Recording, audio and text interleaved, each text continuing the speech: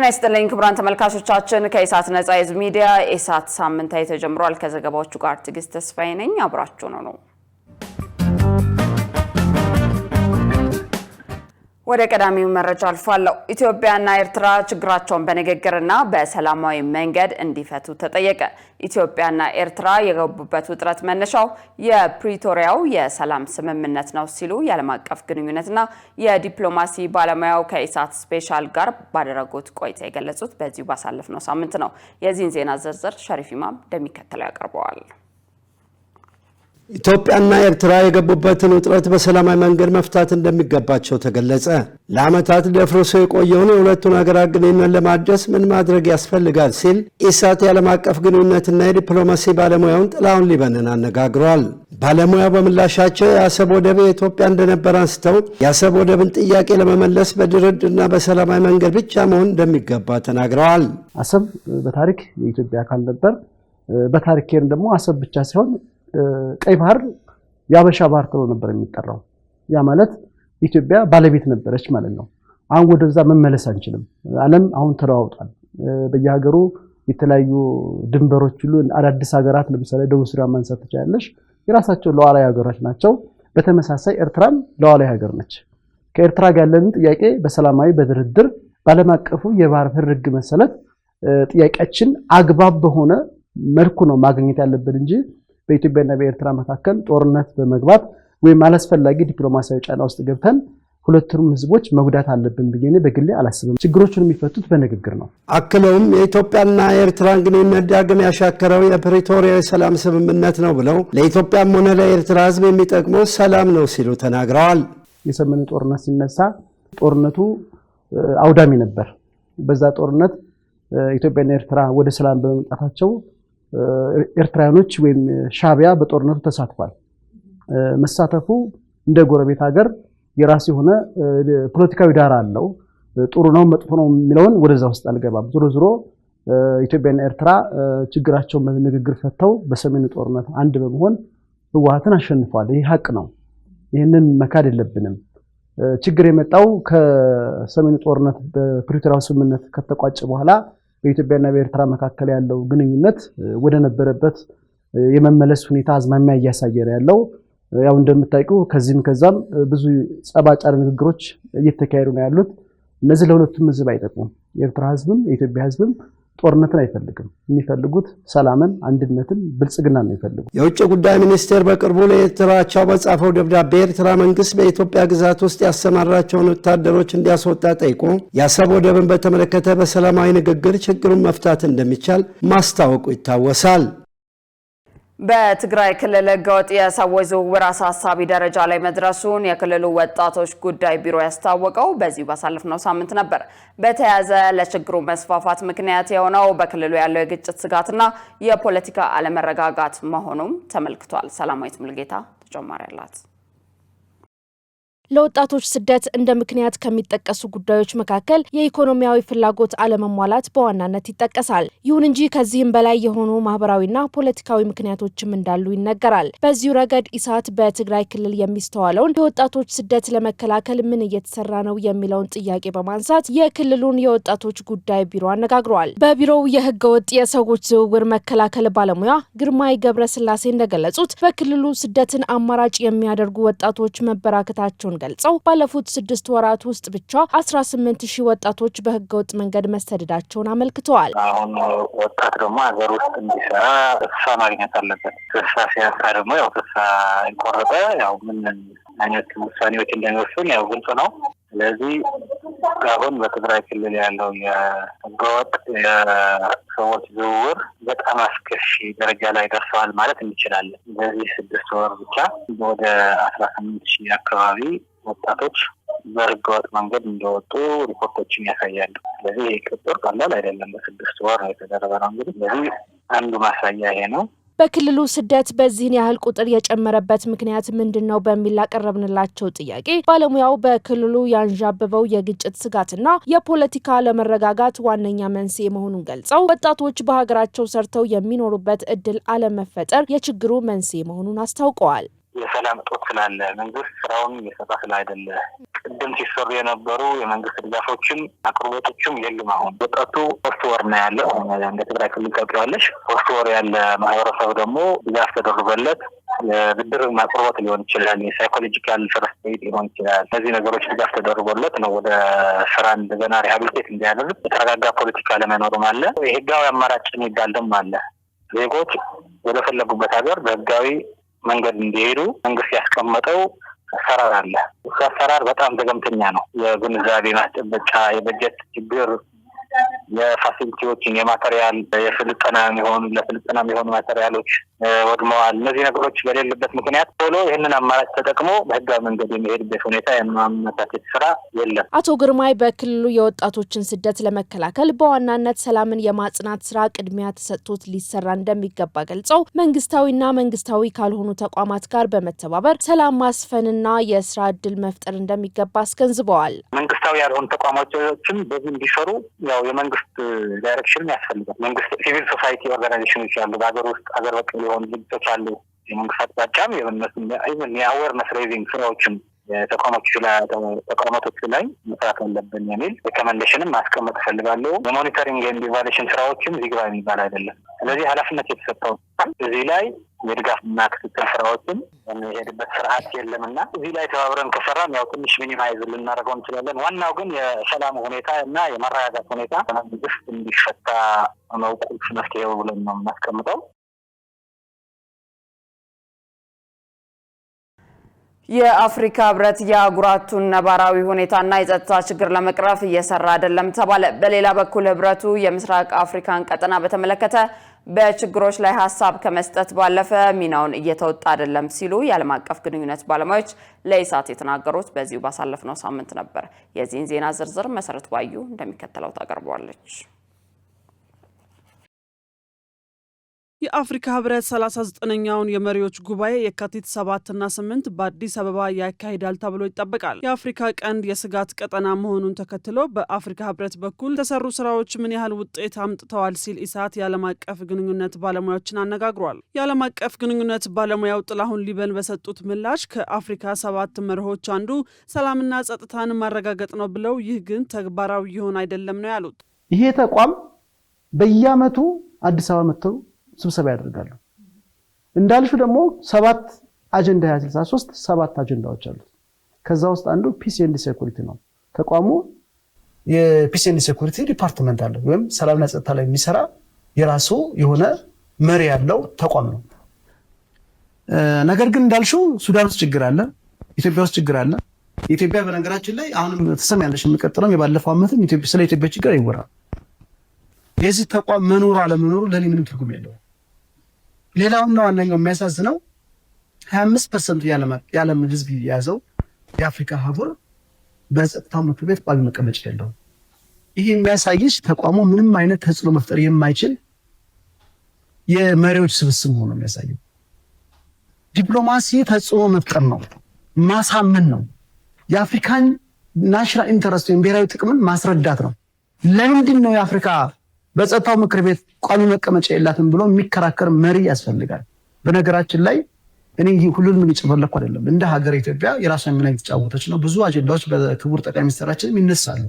አክለውም ህብረቱ በየአመቱ ከመሰብሰብ ባለፈ የኢትዮጵያንና የቀጠናውን ችግር መለየትና መፍታት ይገባዋል ብለዋል። የአፍሪካ ህብረት ከመሰብሰብ ባለፈ የኢትዮጵያ ችግር ምንድነው? የቀጠናው ችግር ምንድነው? የአፍሪካ ችግር ምንድነው የሚለውን ቁጭ ብለው መነጋገር አለባቸው። ኢትዮጵያ ውስጥ ያለውን ነባራዊ ሁኔታ መገንዘብ አለባቸው። ኢትዮጵያ ውስጥ ያለውን ጦርነት አሁን የሚያውቅ የአፍሪካ መሪ አለ?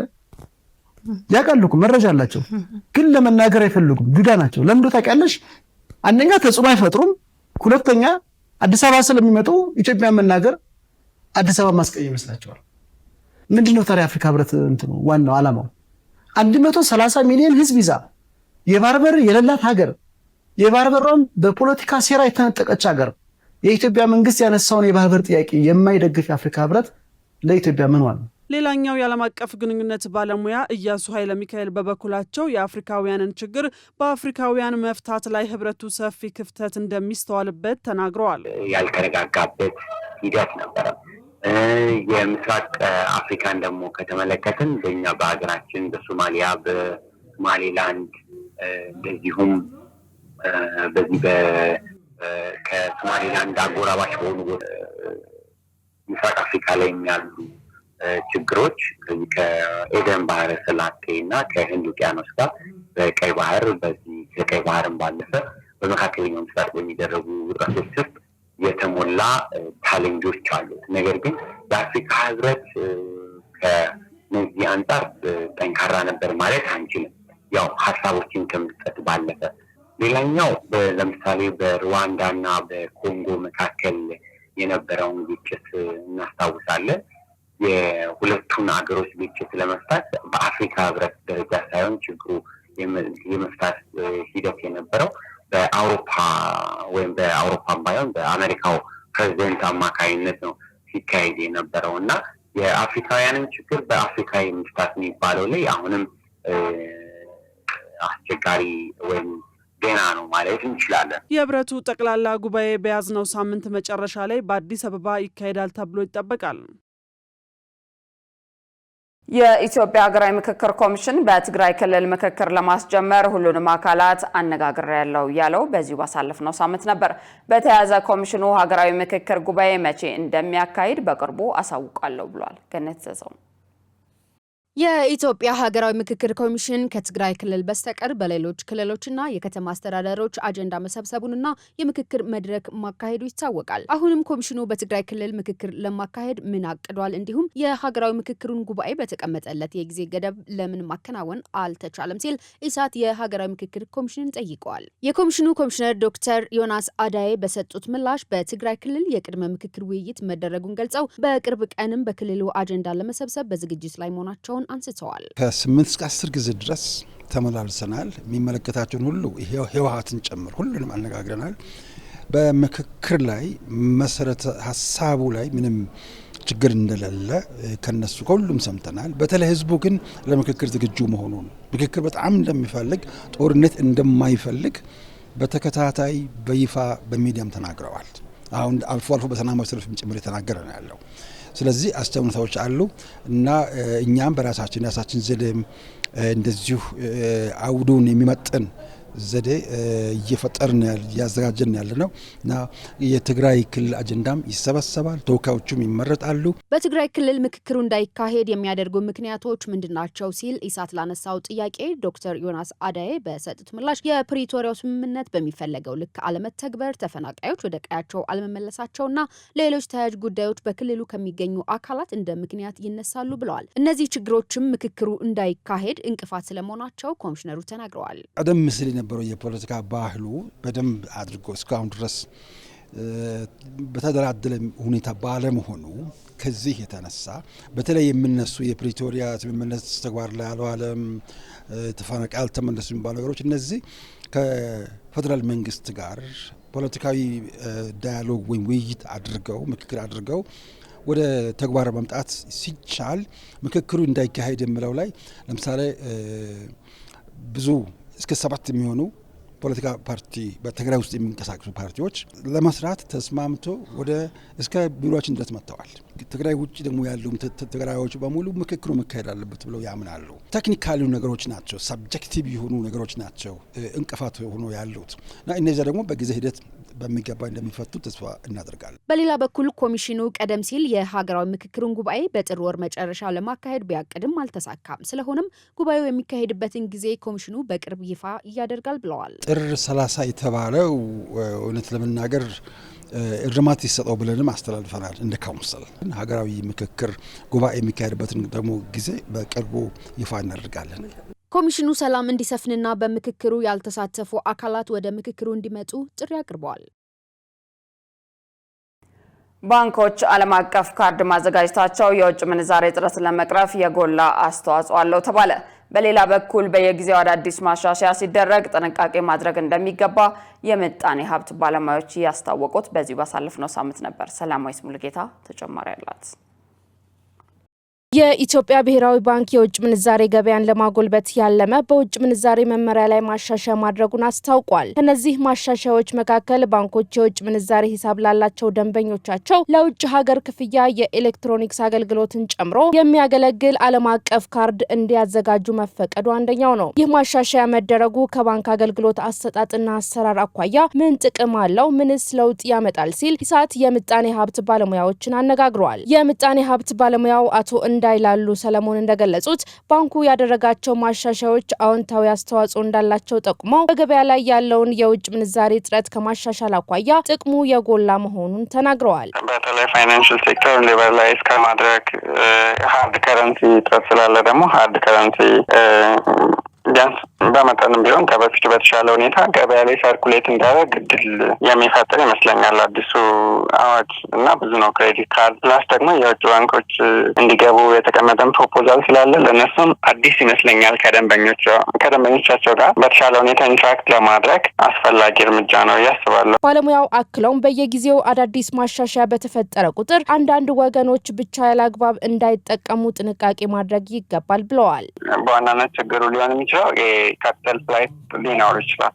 ምንድነው በምንም መንገድ የተገኘ ሃርድ ከረንሲ ለምሳሌ ዝውውር ላይ የተፈቀደ አለ። ወደ ሀገር ውስጥ ይዘውት ይገቡት ከነበረው ከበፊቱ የተሻለ ነው። እንደገና ደግሞ ወደ ፈለጉት ሀገር ለምሳሌ አንድ ሰው ሌላ ሀገር ላይ ለሕክምና ለምናምን መክፈል ይችላል ይላል አዲስ የተሻሻለ እና ይሄ ደግሞ በብዙ ውጣ ውረድ የሚገኝ ሃርድ ከረንሲ አላግባብ እንዳይሄድ ግን ስቲል ቁጥጥር ያስፈልጋል። ምናልባት ሁሌም አዳዲስ ፖሊሲ ወይ አዳዲስ ኦፖርቹኒቲ በፈጠርሽ ቁጥር እሱን ደግሞ ኤክስፕሎይት የሚያደርግ ሌላ ሲስተም እንዳይኖር ምናልባት እሱን መጠንቀቅ ካልሆነ በስተቀር ለምሳሌ ካፒታል ፍላይት ሊኖር ይችላል በእንደዚህ አይነት ሁኔታ እና እንደዚህ አይነት ነገሮች እንዳይከሰቱ ጥንቃቄ ማድረግ ካልሆነ በስተቀር ብዙ በኢኮኖሚ ወይ ደግሞ እንዲህ በተለመደው ሴንስ ካየ ነው ግን አሉታዊ ጎን ይልቅ አዎንታዊ ጎኑ የጎላ ይሆናል ማለት ነው። ሌላኛው የምጣኔ ሀብት ባለሙያ ፋሲል ጣሰው በሰጡት ምላሽ በተደረገው ማሻሻያ ላይ ተከታዩን ማብራሪያ ሰጥተዋል። ዜጎች ውጭ ሀገር ቤተሰብን የመርዳት የመደጎም ህግ ነው እንግዲህ በዋናነት እሱም አዎንታዊ ነው። ከዛም በተጨማሪ ውጭ ያሉ ዜጎች ወደዚህ ወደ ሀገር ውስጥ ሲገቡ ቀደም ሲል በጉምሩክ በምን እያስመዘገቡ የሚለው ነገር ቀርቶ በቀጥታ ከባንኮች ጋር በመገናኘት ገንዘባቸውን ወደ ሀገር ውስጥ ገንዘብ መለወጥ ይችላሉ የሚለውም ያው ቀልጣፋ አሰራር ነው እና ከዚህ አንጻር ያው ገበያ እንዲሳለጥ ያደርጋል። ነገር ግን አንድ ዋና መሰረታዊ ነጥብ የጥቁር ገበያ ህገወጥ ነው፣ ለዜጎች ተጻራሪ ነው፣ ለራሱ ለመንግስትም ተጻራሪ እና ከዛ አንጻር ያንን በማስቆም ይሄ የሚደረጉ ህግ ማዕቀፍ ለውጦች በገበያ ህግ እንዲሄዱ ማድረግ አስፈላጊ ነው። ብሔራዊ ባንክ ያደረገው ማሻሻያ በግለሰቦች እጅ ተከማችቶ የሚገኘውን የውጭ ሀገር ገንዘብ ከጥቁር ገበያ ሲሳይነት ማዳንና ወደ ህጋዊው ስርዓት ለማስገባት በር ይከፍታል ብለዋል። ክቡራን ተመልካቾቻችን ኢሳት ሳምንታዊ አሁንም እንደቀጠለ ነው። በቀጣይነት ወደ ውጭ ዘገባዎች እናምራለን። በኮሎምቢያ ወቅቱን ያልጠበቀ ዝናብ ያስከተለ ጎርፍ ሰብአዊ ቀውስ ፈጠረ። አደጋው እስካሁን የ14 ሰዎችን ህይወት ቀጥፎ በመቶ ሺዎች የሚቆጠሩትን ደግሞ ከመኖሪያ ቀያቸው አፈናቅሏል። ይህንን ተከትሎ በሀገሪቱ የአስቸኳይ ጊዜ አዋጅ ታውጇል። ዮሐንስ ተስፋ ይህ የኮሎምቢያ ሰሜናዊ ግዛት በሆነችው ኮርዶባ የታየ ውድመት ነው። ለቀናት የዘለቀና ያልተቋረጠ ዝናብ ሙሉ ሰፈሩንና ሰፋፊ የእርሻ መሬቶችን በውሃ አጥለቅልቋል። ወንዞች ሞልተው መፍሰሳቸውና ከሰሜን አሜሪካ የመጣው ቀዝቃዛ አየር የሱኑ ወንዝ ተፋሰስ እንዲሞላ ማድረጉ ከኡራ ግድብ በታች ባለው አቅጣጫ ታሪካዊ የተባለ የጎርፍ አደጋን አስከትሏል። የክልሉ ዋና ከተማ በሆነችው ሞንቴሪያ ጎዳናዎች ወደ ቦይነት ተቀይረዋል። የውሃው መጠን በፍጥነት እየጨመረ በመምጣቱ ነዋሪዎች በጥድፊያ ያገኙትን ንብረት ለማዳን ቢሞክሩም ለብዙዎች ግን አልተሳካላቸውም። የቻልኩትን ሁሉ አድርጌ ነበር። ነገር ግን የውሃው መጠን ከ1 ሜትር ወደ 2 ሜትር በፍጥነት ጨመረ። ምንም ነገር ማዳን አልቻልኩ። ሁሉንም ነገር አጥቻለሁ። ሁሉንም ንብረቴ ነው። ፕሬዚዳንት ጉስታቮ ፔትሮ በ8 ግዛቶች ውስጥ የአስቸኳይ ጊዜ አዋጅ አውጀዋል። ይህ አዋጅ ለፕሬዝዳንቱ ለ30 ቀናት የሚቆይ ልዩ ስልጣን የሚሰጥ ሲሆን ይህም ብሔራዊውን በጀት ለድንገተኛ አደጋዎች እንዲያዘዋውሩና ያለ ኮንግረሱ ይሁንታ አዳዲስ ጊዜያዊ ታክስ እንዲጥሉ ያስችላቸዋል። የሀገሪቱ ባለስልጣናት እንደገለጹት ቢያንስ 14 ሰዎች ሲሞቱ ከ150 ሺህ በላይ ሰዎች ተፈናቅለዋል። የብሔራዊ የከብት አርቢዎች ማህበር ቢያንስ 1200 እንስሳት መጥፋታቸውን ዘግቧል። በተለምዶ የዓመቱ ደረቅ ወቅት በሆነው የካቲት ወር የታየውና ታሪካዊ ክብረ ወሰን የሰበረው ዝናብ የክልሉን 80 በመቶ መሬት በውሃ ሸፍኖታል።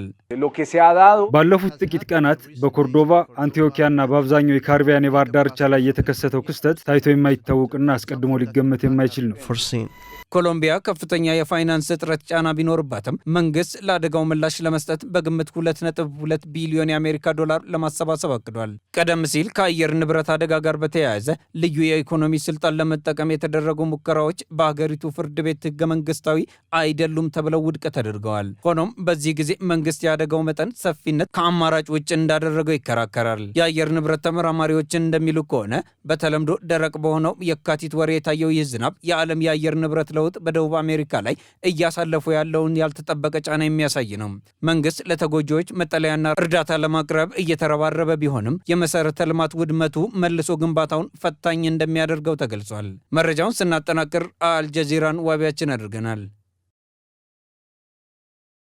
የኢራን ውጥረት ባየለበት ወቅት ሁለተኛው የአሜሪካ አውሮፕላን ተሸካሚ መርከብ ወደ መካከለኛው ምስራቅ ይላካል የተባለው በዚሁ ባሳለፍነው ሳምንት ነው። በሌላ በኩል ኢራን በሚሳኤል አቅሟ ላይ እንደማትደራደርም አስታውቃለች። ሸሪፍ ኢማም ተጨማሪ ያለው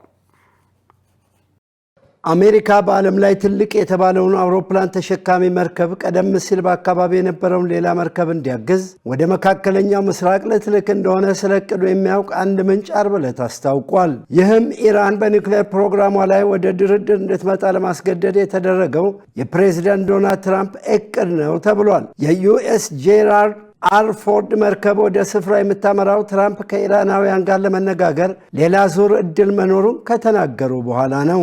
አንድ የቴህራን ከፍተኛ የደህንነት ባለስልጣን በዚህ ሳምንት ኦማንና ኳታርን ሲጎበኙ አሜሪካ አደራዳሪዎች ጋር መልእክት ሲለዋወጡ ድርድሩ ተግባራዊ አልተደረገም ነበር። የባህረ ሰላጤውና የአረብ ሀገራት በጋዛ ሰርጥ በእስራኤል ሐማስ ጦርነት እየተናጠ ባለበት መካከለኛው ምስራቅ አንዳይ ጥቃት ቢፈጸም ወደ ቀጠናዊ ግጭት ሊያመራ ይችላል ሲሉ አስጠንቅቀዋል።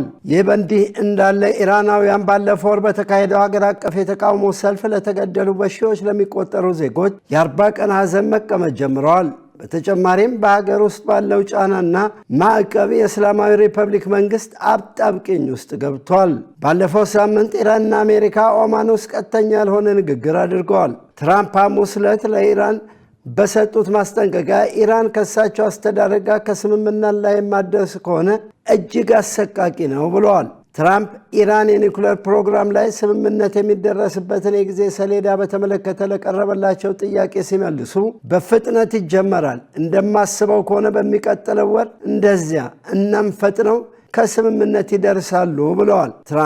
ትራምፕ በዚህ ሳምንት መጀመሪያ ላይ ወደ መካከለኛው ምስራቅ ሁለተኛውን አውሮፕላን ተሸካሚ መርከብ ለመላክ ማቀዳቸውን ለአክሲዮስ ነግረዋል። ረቡዕ ዕለት ትራምፕ ከእስራኤሉ ጠቅላይ ሚኒስትር ቤንያሚን ኔታንያሁ ጋር ለረጅም ሰዓታት የወሰደ ንግግር አካሂደዋል። በዚህም የእስራኤሉን መሪ ከኢራን ጋር የሚደረገው ንግግር እንዲቀጥል ግፊት አድርገዋል።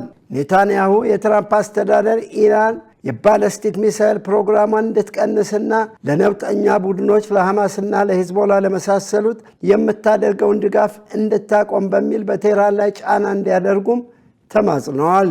በሌላ በኩል የኢራን መንፈሳዊ መሪ አማካሪ እንዳሉት ኢራን በሚሳኤል አቅሟ ላይ ለመደራደር ፈቃደኛ አይደለችም ብለዋል። አሊ ሻምኻኒ ይህንን ያሉት ረቡዕ ዕለት የእስላማዊ አብዮት 47ኛ ዓመት በዓል በተከበረበት ወቅት ነው። የእስላማዊ ሪፐብሊክ የሚሳኤል አቅም ለድርድር የሚቀርብ አይደለም ማለታቸውን በመንግሥት መገናኛ ብዙሃን ተዘግቧል። ዜናውን ስናዘጋጅ አሶሺየትድ ፕሬስና አልጀዚራን በመረጃ ምንጭነት ተጠቅመናል። ክቡራን ተመልካቾቻችን ከኢሳት ነጻ የህዝብ ሚዲያ ለኢሳት ሳምንታዊ ያዘጋጀናቸው ዘገባዎችን ይመስሉ ነበር። ከዘገባዎቹ ጋር ትዕግስት ተስፋ አብሬያችሁ ቆየሁ። መልካም ጊዜ።